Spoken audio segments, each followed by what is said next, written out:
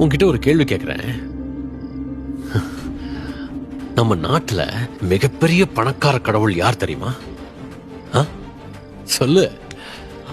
நம்ம திருப்பதி ஏழுமலையான் தான். ஏன் தெரியுமா? எத்தனையோ இடத்துல பெருமாள் கோயில் இருக்கு, ஆனா திருப்பதி ஏழுமலையான் மட்டும்தான் நைட்டு 12 மணி வரைக்கும் பக்தர்களுக்கு தரிசனம் கொடுக்கிறாரு.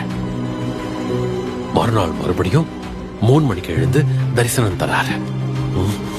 ஆனா மத்த பெருமாள் கோயில்ல மட்டும் ஷார்ப்பா 9 மணிக்கு நடைய மூடிடுவாங்க.